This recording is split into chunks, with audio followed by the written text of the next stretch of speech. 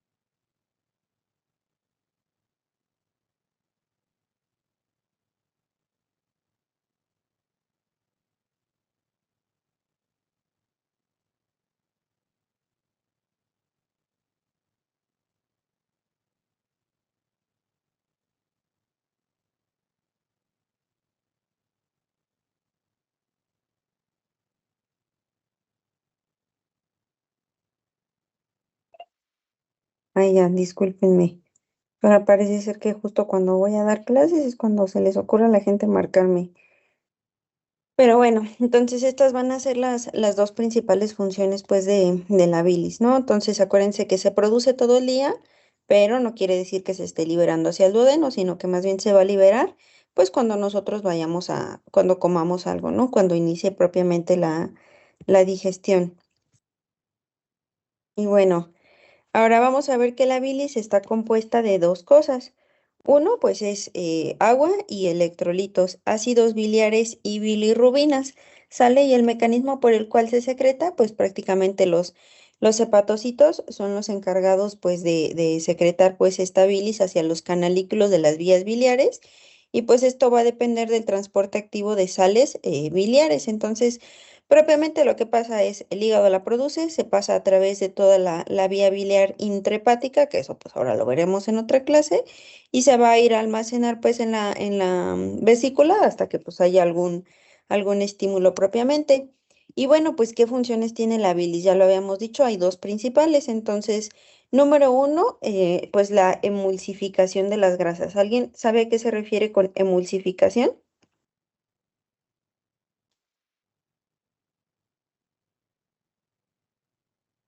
¿Que no las pasa como directo? Pues trata como que es un proceso por el cual como que se dispersan pues los lípidos, ¿no? En un medio acuoso. Lo que se trata de hacer es como de descomponerlos en gotitas pequeñas, pues para que puedan pues prácticamente procesarla, ¿no? Es como la funcionalidad. También es el encargado de formar micelas. Y pues también tiene la función de absorber algunas vitaminas, como por ejemplo la vitamina A, la vitamina D, la E y la K, ¿sale? Entonces, pues prácticamente es como la funcionalidad, ¿no? Entonces vean que, por ejemplo, sin la bilis, pues nosotros no podríamos tener absorción de estas vitaminas que al final de cuentas, pues son sumamente importantes. Y además, pues es la encargada de la eliminación de bilirrubina y colesterol, ¿sale? Lo que se hace, pues, es que los pasa hacia moléculas más pequeñas para que éstas puedan ser, pues, excretadas de alguna manera, ¿no? Y bueno, ahora vamos a ver cuál va a ser el papel de la vesícula biliar. Entonces, esa vesícula biliar que ustedes han escuchado una y mil veces que se la retiran, pues prácticamente se retira porque no tiene una funcionalidad pues que se dependa, ¿no? No dependemos de la vesícula para vivir, ¿no? Sin embargo, pues sí tiene ciertas funcionalidades, pues como cuáles, pues la concentración de la bilis, ¿no? Entonces, una de las funciones, pues es que se concentre esa bilis y que pues propiamente pueda tener un mejor efecto para la emulsificación, la formación de micelas y la absorción al momento de que ésta la libera pues hacia el duodeno, ¿no? Entonces, digámosle así, es como si le diera un paso de calidad a la bilis, ¿no?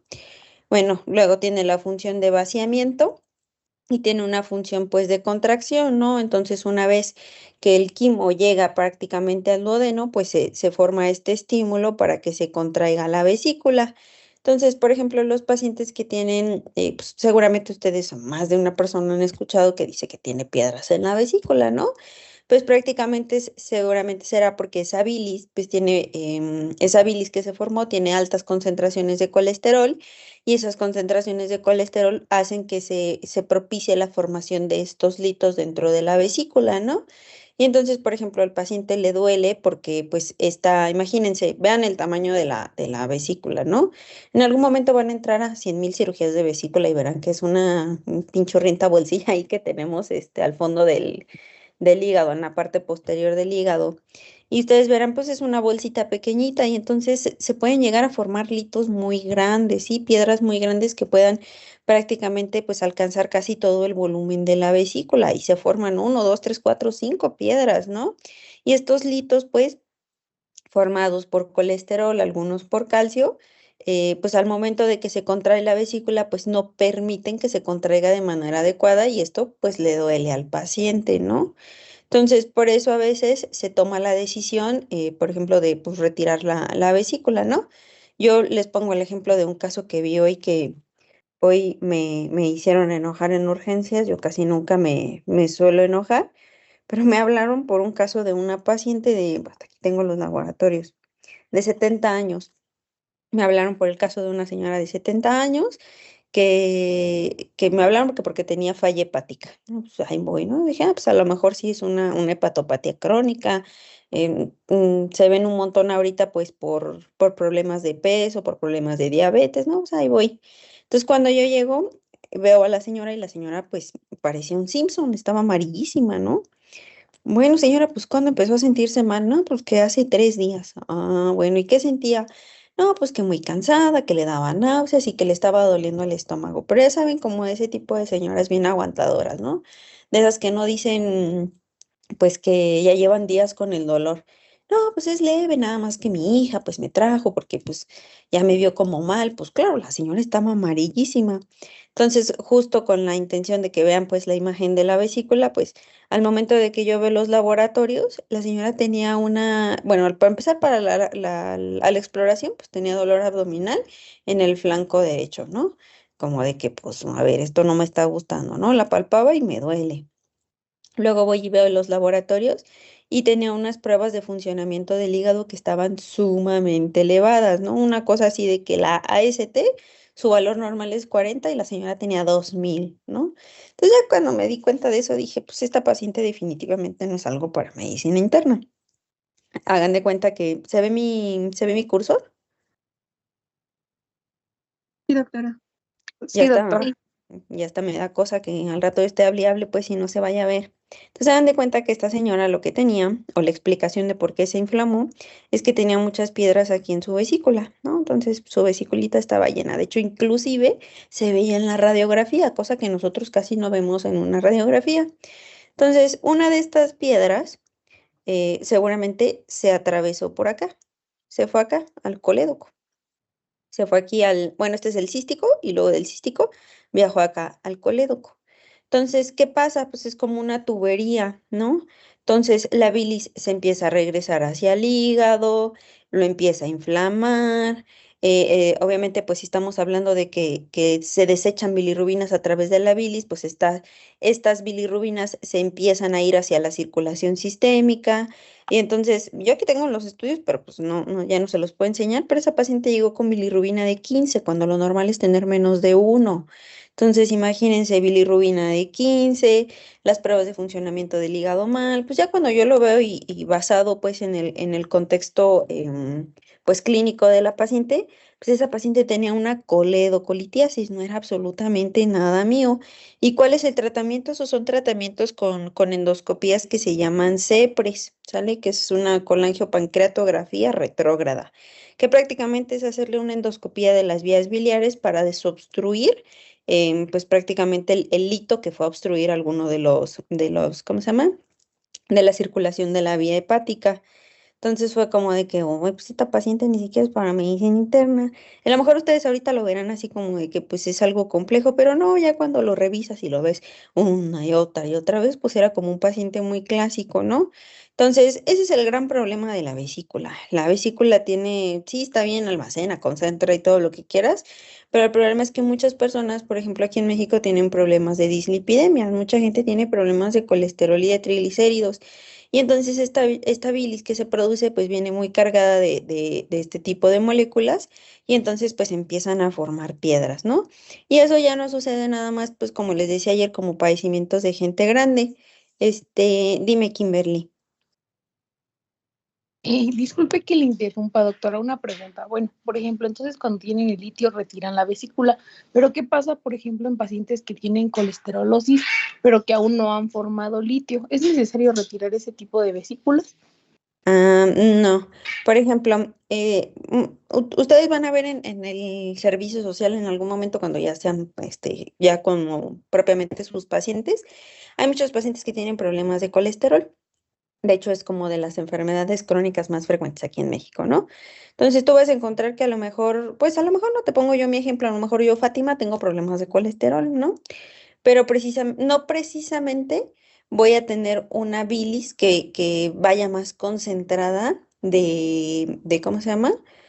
De colesterol. No a todos les pasa, ¿no? Es decir, no es, no es necesario que si tienes el colesterol alto tengas que formar piedras, ¿no? Porque no todo mundo forma litos. hay predisposiciones genéticas, predisposiciones propias del paciente, ¿no? Ya cuando vean problemas de vesícula, sí, de vesícula biliar, van a ver que hay una hasta ahorita no me logro acordar, pero hay una regla como de las 4 Fs, que es female, fat, 50, y no me acuerdo de la cuarta F. Pero pues que las mujeres que están alrededor de los 50 años y que tienen problemas de obesidad, pues son las que tienen más, como la frecuencia más de realizar este tipo de padecimientos. Pero no precisamente pues tener colesterol alto te predispone nada, ya porque tener el colesterol alto no quiere decir que vas a formar piedras. Si tú no tienes litos en la vesícula, no es necesario que te quiten la vesícula, ¿no? Habrá otras patologías por las que te la tengan que quitar, que la más frecuente pues es la litiasis vesicular, pero no, si tú no tienes ningún lito y aparte no tienes molestias, pues esa vesícula ahí se queda. Ahora, ¿qué pasaría caso contrario? Que a lo mejor tuvieras litos, pero no tuvieras molestias. Aún así, sí está indicado retirar la vesícula biliar. Ahí sí está indicado por el riesgo, por ejemplo, de esta paciente. Esta paciente que les platico yo, interrogándola, me dice, no, es que yo nunca había tenido dolor abdominal. Nunca, no. La señora puede echarse un taco de carnitas y no le pasaba absolutamente nada. Nunca tuvo dolor. Sin embargo, vean, ella ya llegó con una complicación por la litiasis vesicular, que es la coledocolitiasis. Entonces, por ejemplo, en su caso, pues si alguien le hubiera hecho un ultrasonido en algún momento y hubiera identificado como esta litiasis, pues sí era, ¿cómo se llama? Indicación de retirarle la vesícula. Sí te quedó más o menos claro, Kimberly. Sí, doctora, lo que pasa es que yo vi un caso de una paciente a la que le retiraron la vesícula, pero cuando ya le entregaron sus resultados, ahí decía que de patología el resultado era colesterolosis, algo así, ¿Colesterolosis? Ay, ajá, no, creo que, eso no existe. y decía bueno, yo cuando investigué, lo único que mencionaba era de que solo era como un agrandamiento de la vesícula, entonces igual pues me puse a buscar un poquito y el doctor lo que le dijo fue que no era necesario haberle retirado, que porque la vesícula estaba, o sea, como lo que es la parte mucosa estaba demasiado amarillenta y tenía como residuos que lo llamaba como tierrita amarilla, pero que no habían Ujú. formado litio y que eso fue lo que le encontraron porque leí la hojita y así fue como lo pusieron, entonces como que me quedé picada con eso. Ajá. Bueno, pues sí, mira, hay muchos casos en los que a veces se retira la vesícula y a lo mejor ni siquiera ya tenía como una indicación propiamente, ¿no? Sí, pudo haber sido. Pero pues no, realmente, o sea, pues ya ni modo, ya se la quitaron a la pobre señora, ¿no? Es como, por ejemplo, los casos de apendicitis en los que el cirujano dice, es una apendicitis, entran y el apéndice está como si nada, ¿no? Pues bueno, pues ya mejor la quitan. Bueno, pues si ya había entrado ese procedimiento, pues ya mejor la quito de una vez, ¿no? Entonces pudo haber sido, a lo mejor la señora sí tenía síntomas y pues pensando a lo mejor que tenía un poco de barro biliar porque se puede formar barro previo a la formación de litos, pues igual y a lo mejor sí pudo haber sido pues el caso, ¿no? Ese término ¿cómo se llama? De colesterolosis me suena mucho de cirujano, ¿sabes? Porque yo no lo había escuchado. Se me hace como que es algo de cirujanos o de patólogos. Pero no, pues ya ni modo, pues a ella le quitaron la vesícula a la pobre señora. Ahora la cosa es que luego cuando les quitan la problema bueno, cuando les quitan la vesícula, a veces tienen muchos problemas posteriormente para la digestión porque no se concentra esa bilis. Aunque su papel es así como que muy chirulero pues de la vesícula, la realidad es que después sí tienen muchos problemas de diarrea, en lo que el paciente se acostumbra a que la bilis sea directamente secretada hacia el duodeno. Pero pues bueno, pues ya en tu caso, pues bueno, en tu caso que conociste, pues ya ni modo, ¿no? Ya le quitaron la vesícula. Pero bueno, entonces, bueno, ya vimos como el papel de la vesícula, ¿no? Y bueno, vamos a ver los estímulos pues para la producción. Entonces, la liberación de bilis pues está regulada por varios estímulos fisiológicos, ¿no? Y aquí pues el más importante es la colecistoquinina, que pues es la hormona que se libera en el duodeno y pues que prácticamente se libera cuando llegan grasas y proteínas. Y esta colecistoquinina va a ocasionar dos cosas.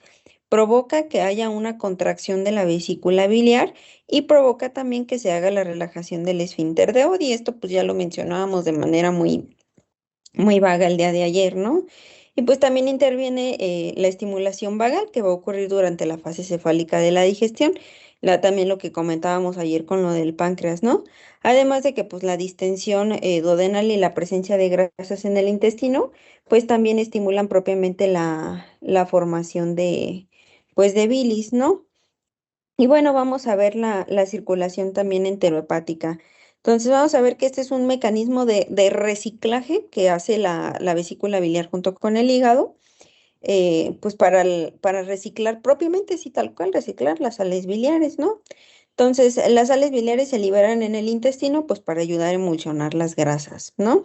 Entonces, posteriormente, pues más o menos un 95%, así está descrito, de estas sales biliares se reabsorben en el ileón terminal y luego regresan al hígado a través de la vena porta. Y entonces otra vez el hígado las reutiliza para producir nuevas bilis, ¿no? Entonces es prácticamente literalmente un reciclaje, ¿no? Y este ciclo pues puede repetirse varias veces durante una sola comida, pues lo que hace que este proceso digestivo pues sea como mucho más eficiente, ¿no? Entonces, vean, pues el hígado pues también es súper listo, ¿no? Así como de, bueno, pues estas, se pueden seguir ocupando y se siguen reciclando, ¿no? Entonces, esta circulación enterohepática es como una de las características principales, pues que tiene el hígado, ¿no? De poder reciclar propiamente, pues lo que pues ya se cree que ya no se va a utilizar, pues sale otra vez. Y bueno, pues en esta imagen lo que vamos a ver pues va a ser la circulación enterohepática de estos ácidos biliares. Entonces prácticamente pues nosotros vamos a ver que los ácidos biliares pues ya lo decíamos, ¿no? Se producen en el hígado pues a partir del colesterol y luego pues va a estar la liberación hacia el intestino, ¿no? Entonces cuando nosotros comemos, por ejemplo, sobre todo si nos echáramos un taco de carnitas, un taco de birria, pues principalmente es como un mayor estímulo para que la vesícula se contraiga. Y posteriormente, pues los ácidos biliares van a salir hacia el intestino a través de ¿quién? Del esfínter de Oddi, ¿no? Entonces, van a llegar al intestino delgado, o sea, llegan a esta parte de acá, donde lo que van a hacer, pues ya lo decíamos, es emulsionar las grasas para facilitar, pues su digestión y su reabsorción. Y luego viene pues la parte de la reabsorción, ¿no? Que la mayoría pues se reabsorbe prácticamente en el ileón terminal y pues prácticamente se hace mediante transporte activo y regresan al hígado otra vez pues para lo que decíamos, ¿no? Como el reciclaje para que el hígado los capte nuevamente y los vuelva a utilizar. Ahora, pero ¿qué pasaría como las cosas que nosotros pues no reabsorbemos? Pues se van hacia el colon, ¿no? Esa parte se va a ir hacia el colon y lo que va a hacer es que pues prácticamente se va a modificar por bacterias, algunos se reabsorben pues de manera pasiva y el resto pues nosotros lo eliminamos pues por las heces, ¿no? Y esta pérdida es prácticamente lo que estimula a que el hígado otra vez vuelva ¿cómo se llama? A formar a formar otra vez sales biliares, ¿no? Y bueno, pues cuáles van a ser las funciones metabólicas y de filtrado, ¿no? Entonces prácticamente el sistema hepatobiliar va a actuar como una aduana de la sangre, pues que viene del sistema digestivo. Y entonces, pues lo que va a hacer es el metabolismo de los carbohidratos, la detoxificación y la síntesis de proteínas. Entonces, pues aunque pareciera como algo sencillo, pues en realidad pues sí tiene como su gracia, ¿no? Y bueno, pues por último, pues vamos a ver nada más así como que de manera muy sencilla, pues prácticamente, ¿cómo se llama? La excreción de la bilirrubina. Digo, no vamos a ver todo esto porque esto es todo, es como el proceso por el cual se metaboliza o se forma la bilirrubina. Pero bueno, pues una parte fundamental del hígado, pues prácticamente va a ser la eliminación de esta bilirrubina. Entonces nosotros, por ejemplo, sabemos que la bilirrubina pues se produce rápidamente pues por la degradación de la hemoglobina en los eritrocitos. Entonces, ¿quién la va a captar? Pues la capta el hígado, ¿no? El hígado la conjuga y posteriormente la va a excretar a través de la bilis. ¿Hacia dónde? Pues hacia el intestino, ¿no? Y en el intestino se va a formar a través de ciertas sustancias en urobilinógeno y en estercobilina, que da el color característico a las heces, ¿no? Entonces, las heces tienen esa coloración pues porque se está excretando bilirrubina, ¿no? Cuando este proceso falla, pues por alguna causa, por la que ustedes quieran, pues es cuando puede aparecer, por ejemplo, la ictericia. Entonces, la ictericia, por ejemplo, que tenía mi paciente, pues era porque ¿qué estaba fallando? No había una correcta liberación del hígado hacia las vías biliares para que pasara hacia el duodeno y entonces de ahí pasara al intestino, ¿no? Entonces, en el caso de mi paciente, pues estaba muy bien localizado porque estaba fallando este proceso, ¿no? Pero habrá algunos casos en los que pueda fallar inclusive a este nivel, donde hay a lo mejor un, ¿cómo se llama? ¿Cómo se llama? Que haya una destrucción acelerada de eritrocitos y entonces esos eritrocitos, ¿cómo se llama? Liberen ese grupo de hemoglobina y se libere también la bilirrubina que contiene y entonces a lo mejor el paciente pudiera tener, ¿cómo se llama? Ictericia por este método, ¿no? O puede ser que a lo mejor haya algo que no esté funcionando en el intestino delgado y que no esté haciendo que se haga esta producción de urobilinógeno y no se pueda, pues, ¿cómo se llama? Excretar a través de la vía renal, ¿no? Entonces, hay distintos métodos por el que puede pasar y ahorita les puse como el ejemplo más, más clarito, ¿no? Como el de mi paciente. Y pues nada más hasta ahí. No sé si tengan alguna duda,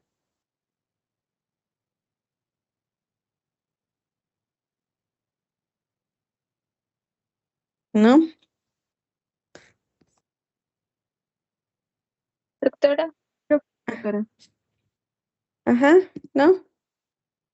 este, ¿hasta dónde va a venir lo del examen? A ver, déjenme ver cuándo es su examen.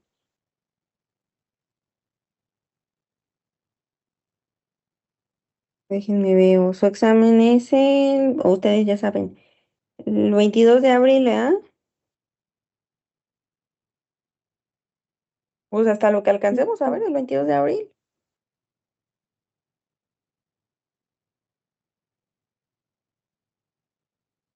Ok, doctora, gracias. Ujú, digo, pues como quiera ahorita, pues van a tener 2 semanitas libres en las que no veamos temas, ¿no? Entonces como quiera ya se va a compensar un poquito de todo lo que hemos visto. Y pues déjenme ver, pues alcanzamos a ver la del intestino delgado, pero más espérenme ahora, déjenme la busco.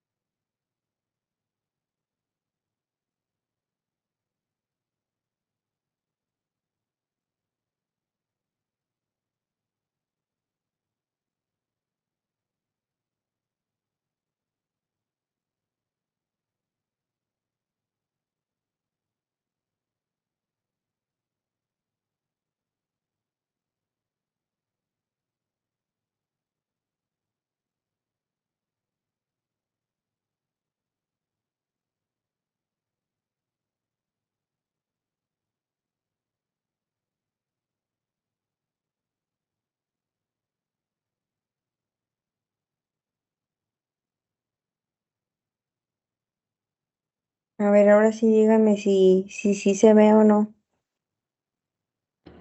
Sí, doctora. Digo, ya para no quedar como payaso.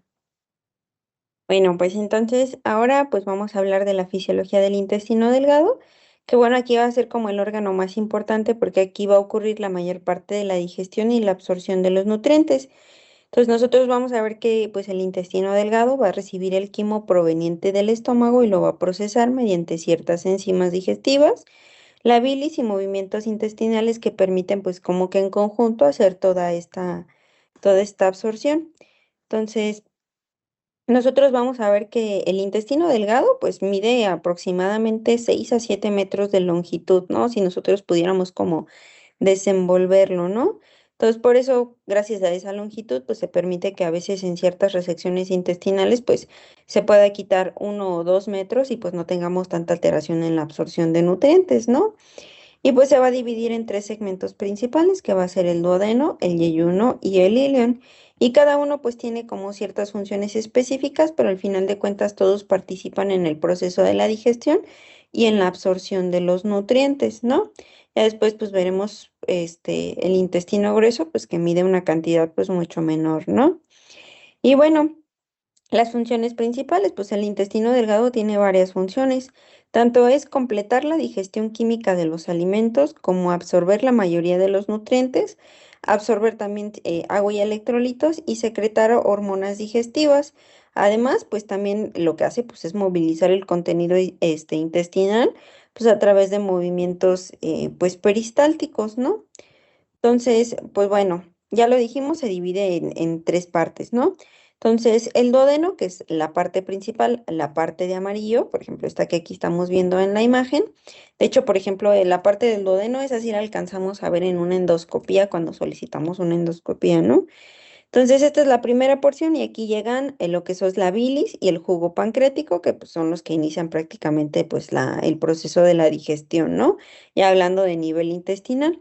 Luego vamos a tener el yeyuno, que va a ser el principal sitio de absorción de los nutrientes como los carbohidratos, las proteínas y los lípidos. Y luego vamos a tener el ileón, que aquí es donde se absorben principalmente pues las sales biliares y la vitamina B12. Entonces prácticamente pues vamos a ver que cada uno sí tiene como ciertas funciones en específicas, ¿no? Y bueno, pues vamos a ver la estructura de la mucosa intestinal. Entonces, el intestino prácticamente tiene una enorme superficie de absorción que tiene, pues, bueno, más bien una superficie tan grande gracias a tres estructuras. Entonces, estas son los pliegues circulares. Luego, ahí puse mal como que ¿cómo se llaman? Las viñetas. Las vellosidades intestinales y las microvellosidades. Entonces, estas estructuras lo que hacen es como aumentar mucho esta superficie disponible para que se pueda absorber nutrientes. Entonces, más o menos se describe que alcanza como una cantidad de 200 a 300 metros cuadrados. Entonces, esto se habla que sea como algo similar a una cancha de tenis, imagínense. Entonces, trata como de que tener como todas estas vellosidades para que nosotros podamos alcanzar todos y cada uno de los nutrientes. Entonces el intestino delgado pues también tiene muy buena chamba, ¿no? Entonces en la imagen lo que podemos ver pues es como la mucosa intestinal forma múltiples pliegues, ¿no? Vean así como estos deditos que tiene, ¿no? Y pues ciertas vellosidades que sobresalen pues hacia la luz intestinal. Y bueno, en las superficies de las células existen todas estas microvellosidades que forman el famosísimo llamado borde en cepillo, donde se encuentran muchas de las enzimas digestivas. ¿Sale? Más o menos es así como se ve el epitelio del intestino. Y luego vamos a tener a las vellosidades intestinales, que cada una de estas vellosidades intestinales lo que hace es pues contener estructuras vasculares que van a permitirlos transportar pues estos nutrientes, ¿no? Entonces cada vellosidad tiene capilares sanguíneos, tiene sus vasos, perdón, linfáticos, ¿no? Para poder absorber nutrientes y pues bueno, transportar las grasas, ¿no? Hacia la linfa.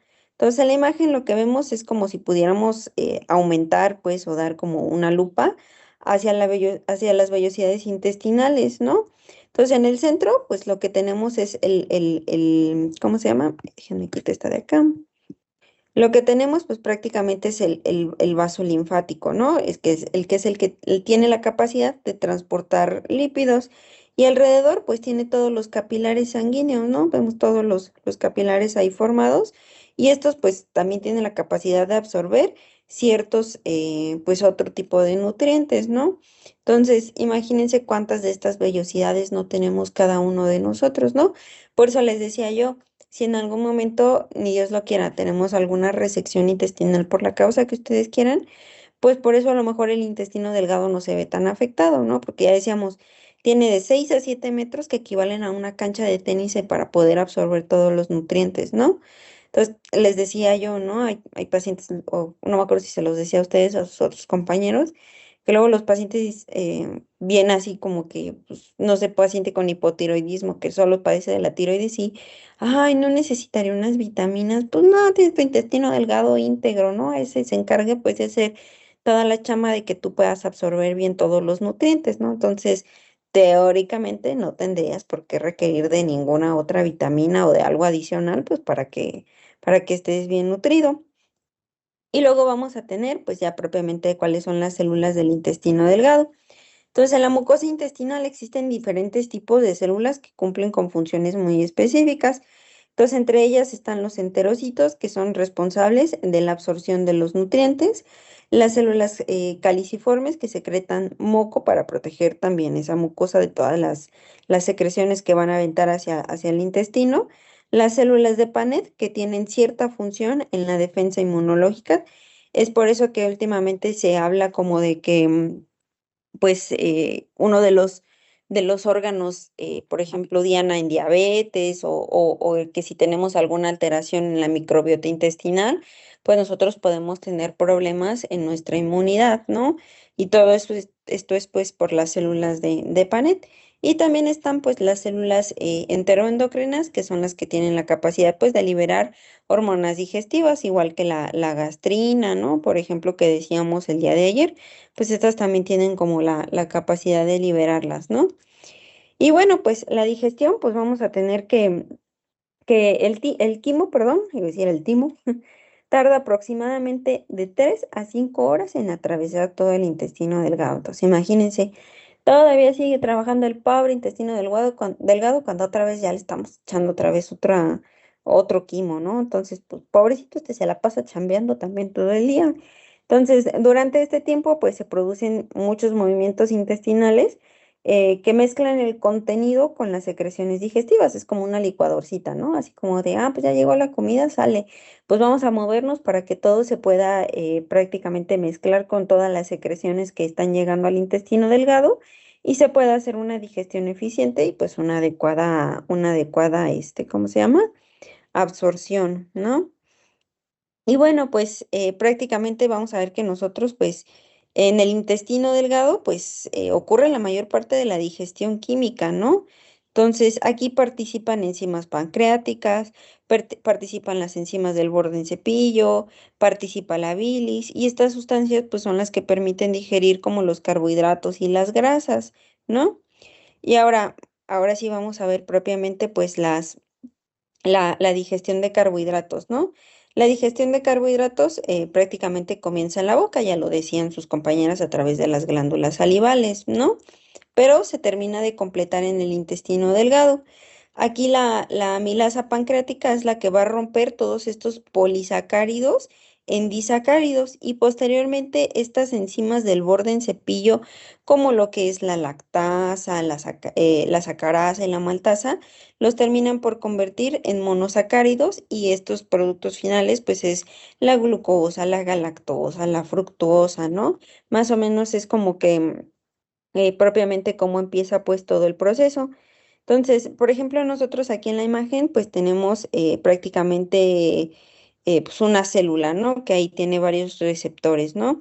Entonces nosotros vamos a tener un lado apical que es el borde en cepillo, ¿no? Que prácticamente es porque aquí estamos viendo como los bordecitos en cepillo, ¿no? Entonces es la parte de la célula que está en contacto con la luz intestinal. Y entonces aquí ocurre un transporte de glucosa y de galactosa que entran a través de estos transportadores que se llaman SGLT. Yo siempre le pregunto a mis internos, ¿cuántos receptores de SGLT tenemos? Nunca nadie me lo sabe decir. Espero que un día ustedes sí lo estudien y me sepan decir cuántos receptores, porque hoy en día están de moda los inhibidores de los receptores SGLT2, pero no quiere decir que solo existan esos, también están otros receptores en el intestino, ¿no? Entonces, lo que se hace pues es un cotransporte con sodio. Es decir, entran dos moléculas, aquí lo vemos, entran dos moléculas de sodio y entra glucosa o galactosa y pues se hace un transporte activo secundario. Entonces, este transporte lo que favorece es que entre pues la entrada de agua y entra el agua pues ¿qué? Pues a través de un arrastre osmótico. Y luego vamos a tener el transporte de fructosa. Entonces, acá la fructosa, acá está abajito, ay, entra pues a través de otro transportador que va a ser el GLUT5. Esto lo hace a través de una difusión facilitada, ¿sale? Es decir, que aquí no interviene el sodio y tampoco propiamente requiere de una energía directa, pero pues ya está entrando propiamente hacia el intestino, ¿no? Y luego dentro de la célula, pues van a estar los monosacáridos, que prácticamente estos ya se van a encontrar dentro del eritrocito. Y luego vamos a tener el lado vasolateral, el que está en contacto con la sangre. Entonces, aquí van a salir los azúcares, pues prácticamente hacia la circulación. Y todos estos lo van a hacer ¿a través de dónde? Pues de este receptor del GLUT2. Entonces, estos que son la fructosa que venían acá entrando al enterocito por el GLUT5, van a salir ahora por el GLUT2. Entonces, esto lo hacen igual a través de una difusión facilitada, es decir, que no requieren de ninguna otra cosa para poder salir. Y bueno, también vamos a tener en esta membrana vasolateral la bomba sodio-potasio ATPasa, que esta también pues es clave. Entonces, esta se utiliza para sacar sodio de la célula y para meter potasio. Entonces, esto lo que hace es mantener el sodio bajo intracelular, lo que va a permitir que entonces, ¿quién siga chambeando? Pues ¿no? Que siga funcionando y todo esto pues prácticamente se forma como un círculo, ¿no? Entonces, al final de cuentas se resume en que la última, la bomba sodio-potasio ATPasa, pues va a permitir que este sistema pues siga funcionando, ¿no? Y luego vamos a tener ahora la digestión de proteínas. Entonces, prácticamente la digestión de proteínas se digieren gracias a enzimas pancreáticas, como por ejemplo la tripsina, la quimiotripsina, las carboxipeptidasas que nosotros mencionábamos ayer con lo del páncreas. Y después estas enzimas del borde del cepillo las van a terminar por convertir en aminoácidos, ¿cómo se llama? Dipéptidos y tripéptidos, pues a través de las peptidasas, que son unas enzimas que se van a encontrar ahí en el borde del cepillo, ¿no? Y todo esto, esta digestión de proteínas, se hace principalmente en donde, en el duodeno y en el yeyuno, ¿sale? Y luego viene ya la difusión de las grasas. Entonces, aquí la difusión de las grasas ocurre prácticamente en tres pasos principales. Uno, pues es la emulsificación prácticamente por sales biliares, ¿no? Lo que decíamos, ¿no? Ahí las células biliares pues tienen como esa funcionalidad, ¿no? De poder emulsificar. Las hacen en gotitas pues más pequeñas y luego pasan a través de la digestión por las lipasas para hacerlas todavía más pequeñas y convertirlas en ácidos grasos libres y en monoglicéridos, que al final de cuentas esto también lo ayuda a hacer las sales biliares y para que después pasen a formar semicelas y puedan entrar a las células epiteliales para cumplir su chamba. ¿Sale? Acuérdense que las grasas también, obviamente no todo el tiempo son malas, sino que acuérdense, ¿se acuerdan cuál es la función principal del colesterol, por ejemplo, en la célula? Digo, porque sin colesterol tampoco vivimos.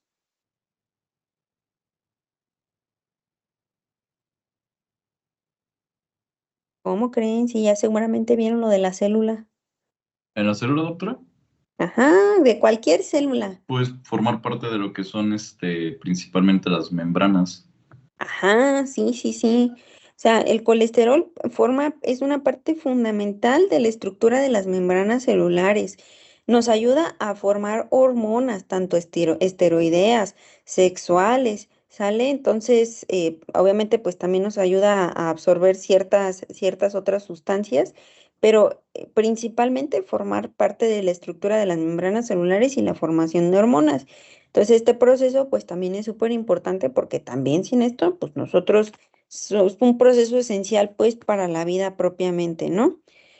Y bueno, Ya por último, pues vamos a tener la absorción de ciertas vitaminas y minerales, ya lo decíamos, vitaminas liposolubles, es decir, que dependan pues de esas sales biliares y ya veíamos cuáles eran las vitaminas, ¿no? Entonces, también está involucrado ciertas sustancias como el calcio para su absorción, el hierro, por ejemplo, el hierro se absorbe a nivel del duodeno a través también de ciertas sustancias. La vitamina B12, pues ya lo decíamos también el día de ayer, y todos estos pues dependen, ¿no? De las sales biliares. También depende, por ejemplo, el calcio depende, por ejemplo, de que se active esta 1,25 dihidrocolecalciferol, que también forma parte fundamental, pues, para que se pueda absorber. Ahorita pues, está de moda, por ejemplo, ¿no? Lo de la vitamina D. Entonces, sin este 1,25, ay, hasta me da trabajo decirlo, dihidroxicolecalciferol, pues tampoco se puede activar la vitamina D, ¿no? Para que cumpla todas sus funciones. Y bueno, la mayoría pues prácticamente se hace como en la porción superior del intestino delgado, ¿no? En el duodeno y en el yeyuno. Entonces, pues prácticamente lo que vamos a ver es que el intestino delgado, pues ya es como el órgano clave de la digestión porque combina varios procesos, ¿no? Combina la digestión química, la absorción eficiente, gracias a que tiene una superficie enorme y pues gracias también a los movimientos intestinales que facilitan que el quimo pues entre en contacto con todas estas sustancias. Y pues nada más. No sé si tengan dudas. Digo yo por ahí pues me adelanté, hubiera estado mejor dar la del hígado y yo por sope no me fijé. Pero bueno, hasta ahí no sé si tengan alguna duda, No, doctora. ¿no? Bueno, pues si no tienen dudas entonces, pues ya nos veríamos dentro de 2 semanas, muchachos, para que pues, disfruten sus vacaciones. Libérense una semana, pónganse una semana a disfrutar de sus vacaciones, ya la otra se ponen a estudiar. Pero bueno, entonces nos vemos en 2 semanitas, que disfruten sus vacas. Gracias, Gracias, doctora. doctora. Gracias, doctora.